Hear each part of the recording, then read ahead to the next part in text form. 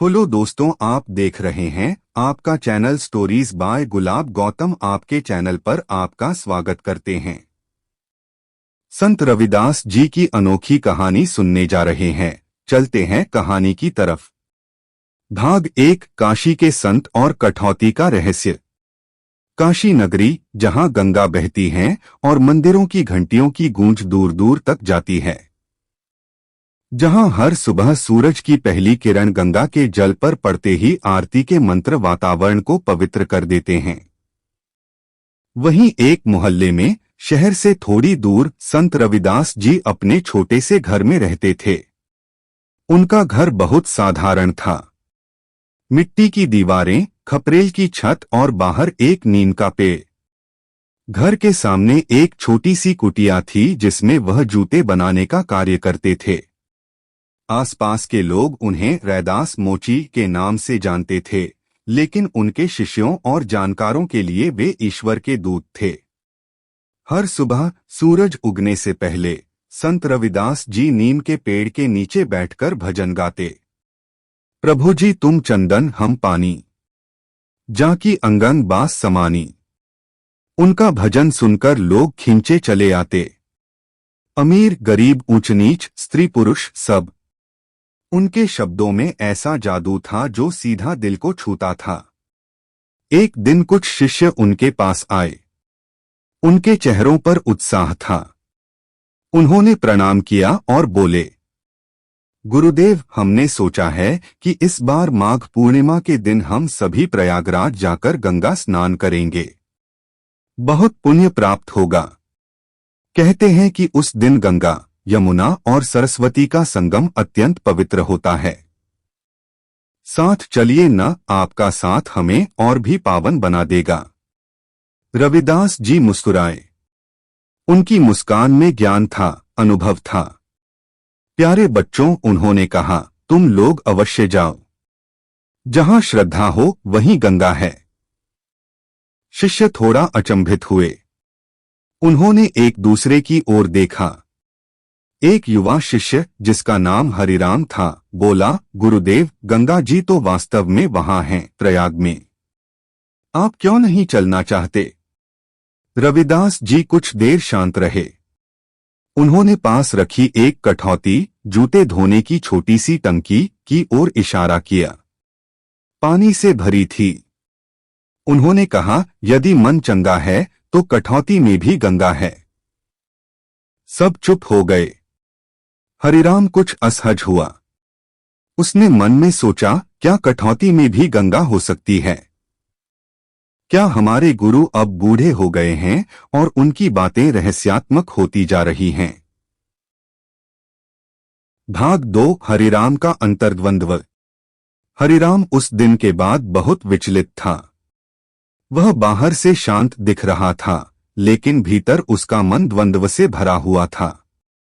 उसने कठौती में वह दृश्य अपनी आंखों से देखा था, बहती गंगा, आरती की झलक, मंदिरों की छाया, और यह सब कुछ एक जूते धोने की छोटी सी कठौती में।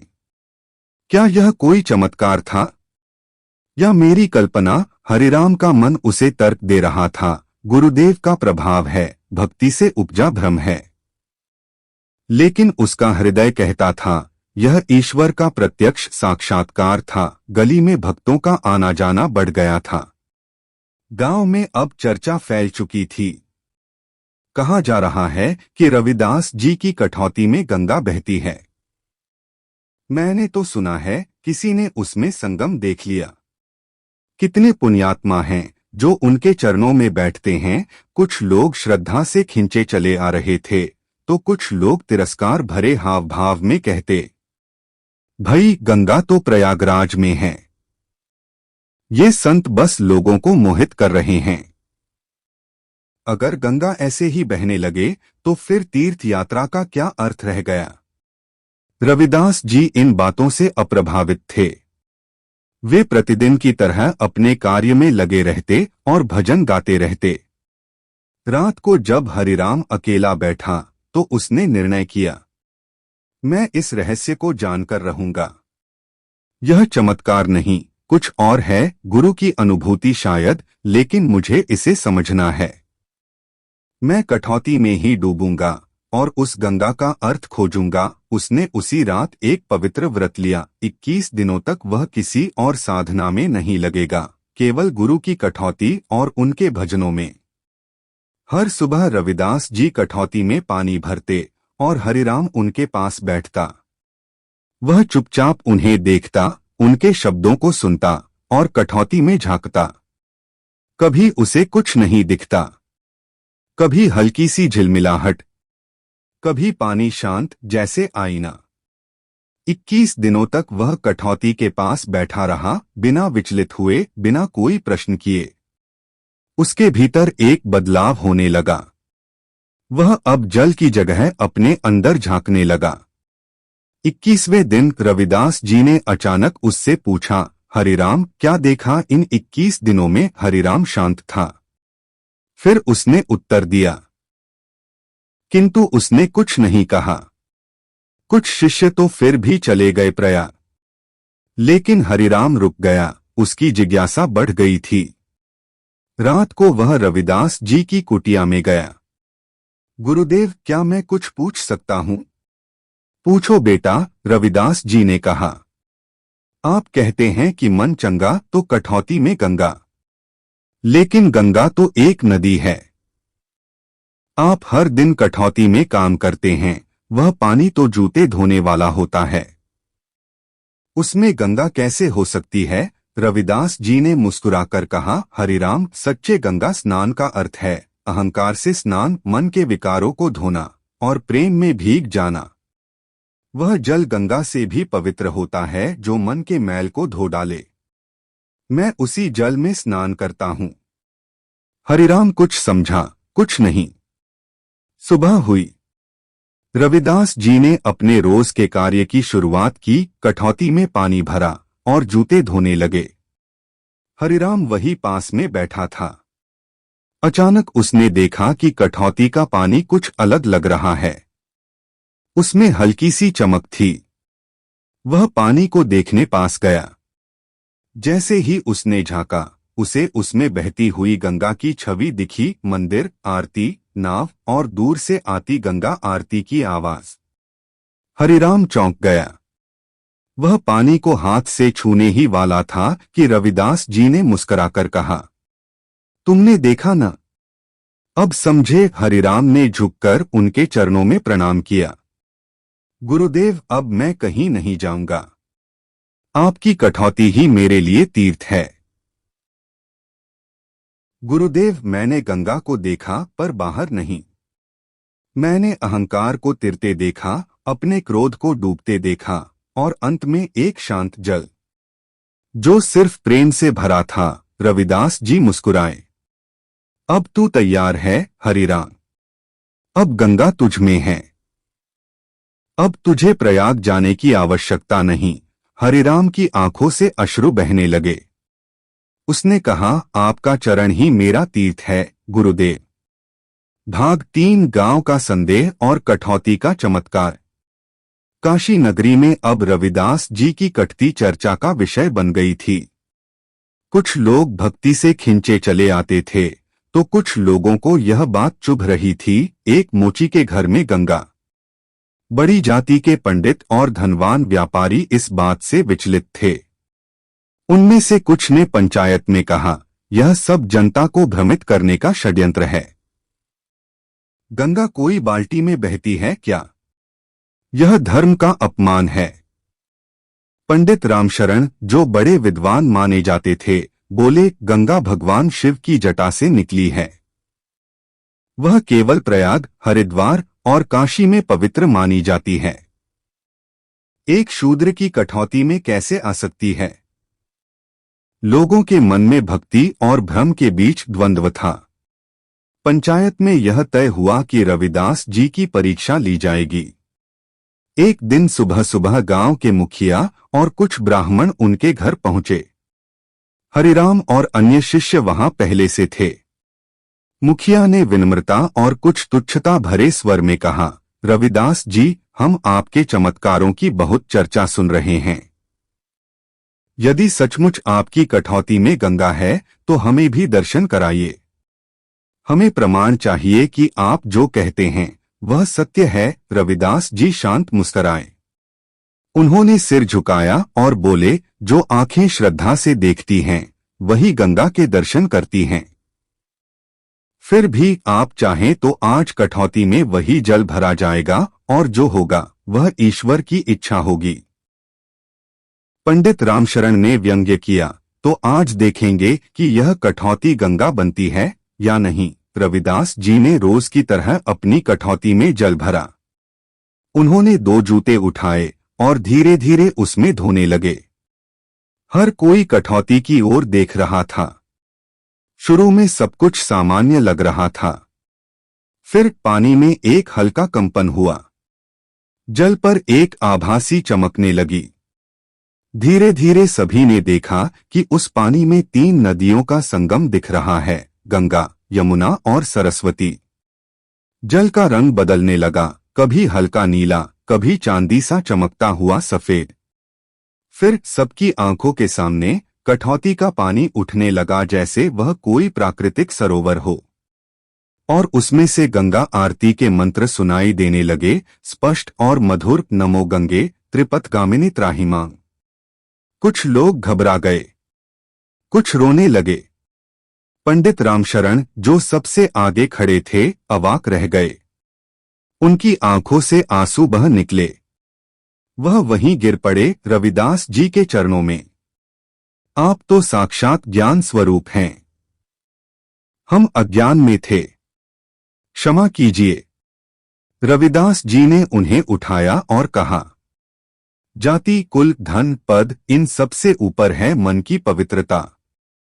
जब मन निर्मल हो तो कठौती भी गंगाजल बन जाती है, और जब मन मैला हो तो गंगा में भी स्नान बेकार है।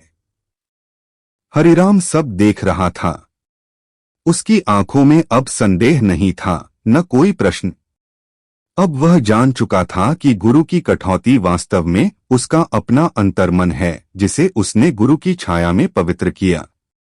भाग 4, राजा का प्रणाम और मीरा का भाव।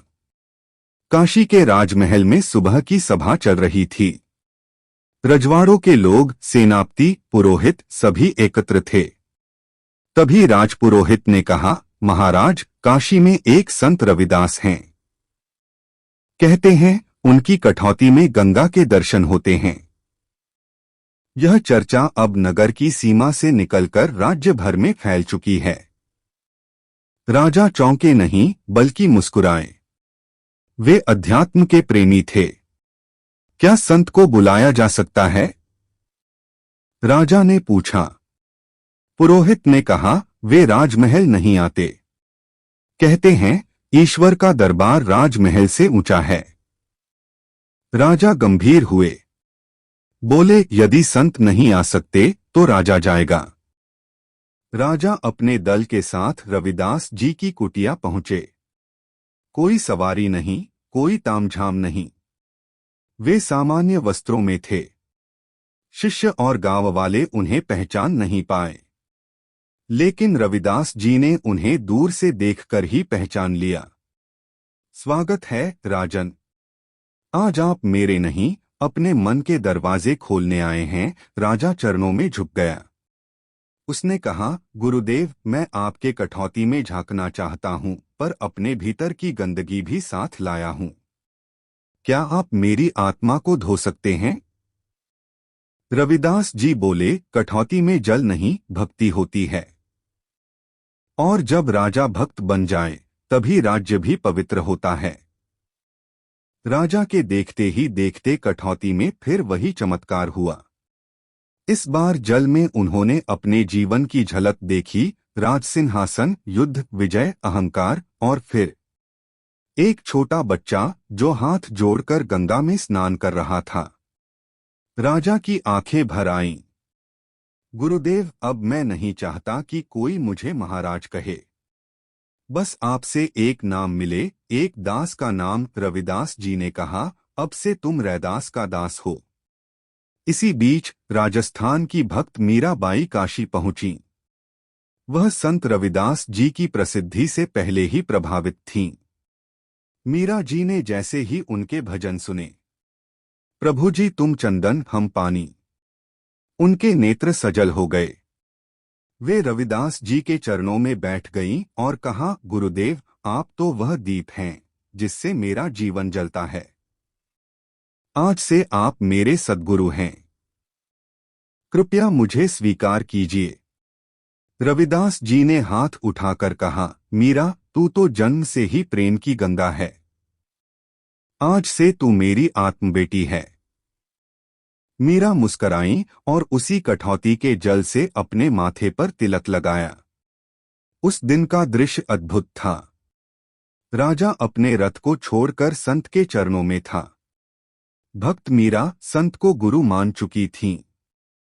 हरिराम जो एक साधारण शिष्य था, भीतर से संत बन रहा था। कठौती जो कभी जूते धोने का पात्र था, अब जग का तीर्थ बन चुका था। भाग 5 मन का तीर्थ और समाज की जागृति। राजा और मीराबाई के आगमन के बाद काशी में भक्ति की लहर दौड़ पड़ी। रविदास जी की कुटिया अब कोई साधारण स्थान नहीं रही।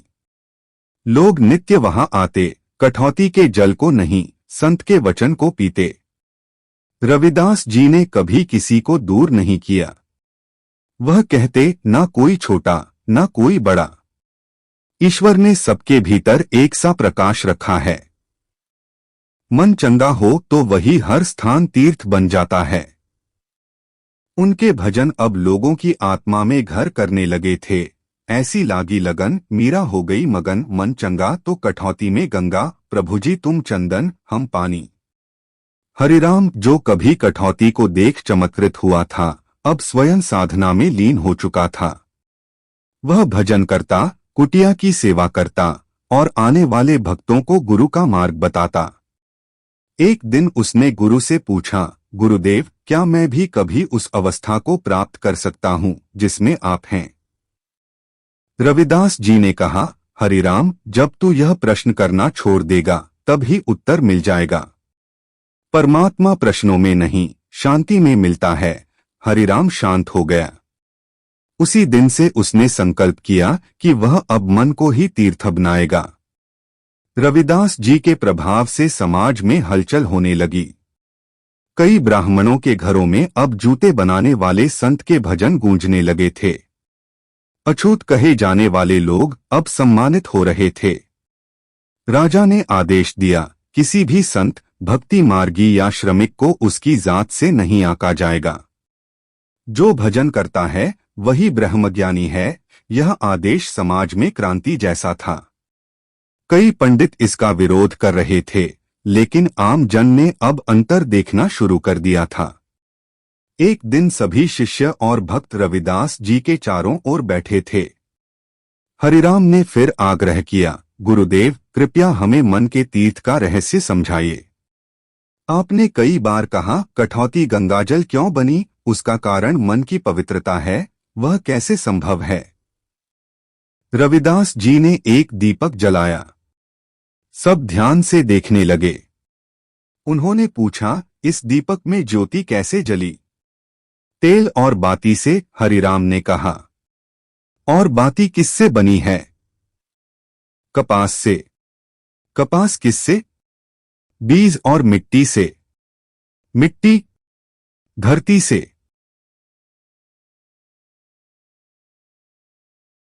रविदास जी बोले, यही मन है जो बीज से मिट्टी बनता है, फिर बाती, फिर दीपक।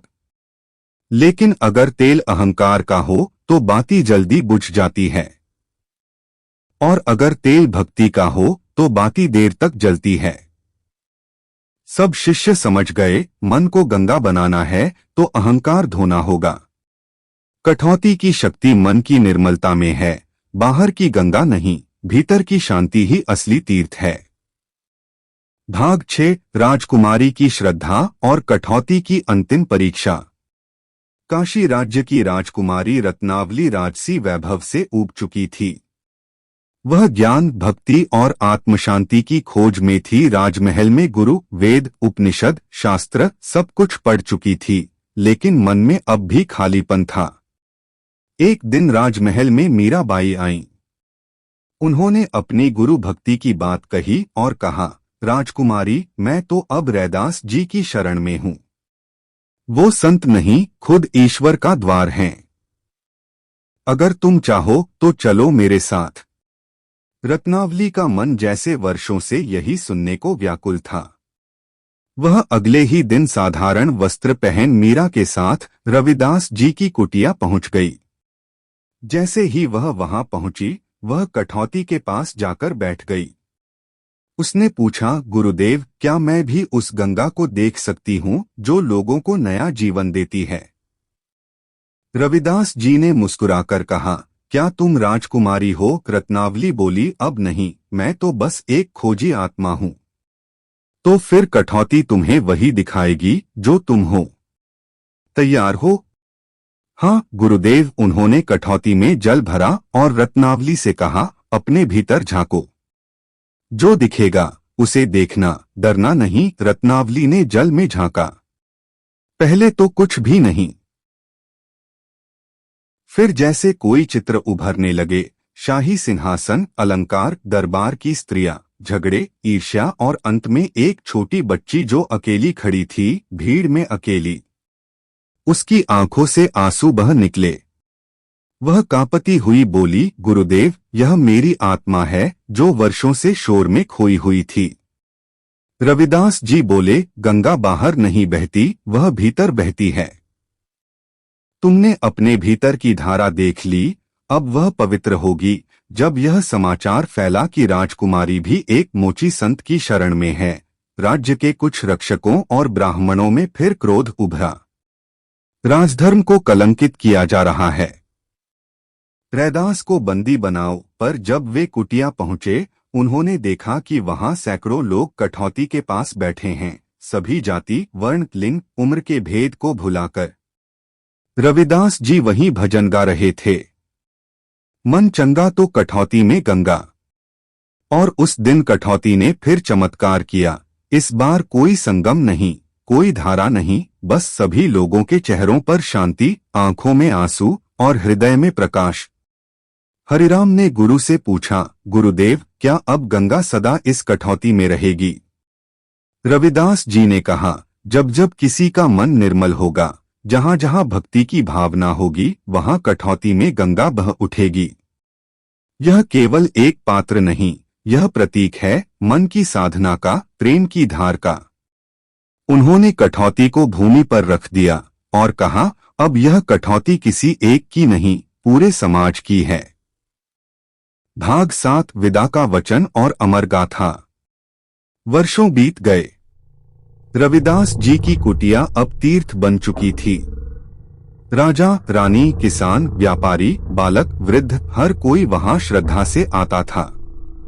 कठौती अब केवल एक पात्र नहीं थी, बल्कि एक प्रतीक बन चुकी थी, आत्मिक शुद्धता और समता की मूर्त रूप। एक दिन सुबह जब रविदास जी ध्यान में थे, हरिराम पास बैठा था।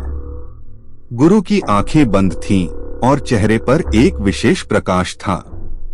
अचानक उन्होंने आंखें खोलीं और कहा, हरिराम, अब वह समय आ गया है जब शरीर को विदा कहकर आत्मा को यात्रा पर भेजना होगा।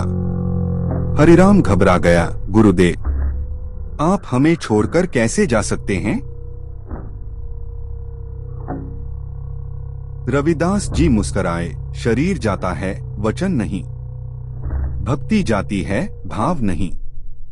और मन की गंगा, वह कभी सूखती नहीं। सभी प्रमुख शिष्य, मीराबाई, राजा, रत्नावली, हरिराम, सबको बुलाया गया। रविदास जी ने कठौती के पास बैठकर अंतिम बार सबको संबोधित किया। सुनो मेरे बच्चों, मैंने जीवन भर बस एक ही गाथा गाई कि ईश्वर ऊंच नीच नहीं देखता, वह तो बस मन की शुद्धता को स्वीकार करता है। जो मन से चंगा है वही सच्चा साधक है। मेरी कठौती मेरी कथा नहीं, तुम्हारे भीतर की कथा है। उसे पढ़ो, समझो और प्रेम के रंग से भर दो। मीराबाई गुरु के चरणों में गिर पड़ी, गुरुदेव, आप तो मेरे जीवन का दीपक हैं।